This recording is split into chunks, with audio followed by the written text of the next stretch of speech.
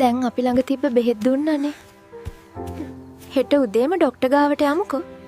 Lily මම යනවා නිදා ගන්න. ඔයත් නිදා ගන්න. මොනා කරන්නද? ඔයාගේ වැඩේ ලෙඩ වෙන එකනේ. දැන් ඉතින් හෙට උදේ වෙනකන් එතින්න වෙනවා. බෙහෙත් ගන්න. ලෑස්ති වෙන්න. බෙහෙත් ගේන්න යන්න. මෙයාට මේ පොඩි සතෙක් කාලා තියෙන්නේ. මම බොන්නත් බෙහෙත් ටිකක් දෙන්නම්. ටික දවසක් යද්දි නිකම්ම අඩු වෙලා යයි. ඉක්මනට අඩු වෙයි.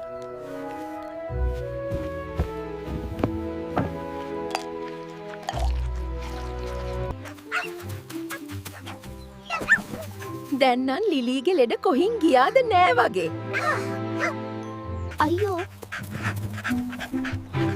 අනේ මද්දා. ඔයත් වැඩේම ලෙඩ වෙනව නේද? ඔපිට වෙන වැඩ ආයෙ හම්බෙමු.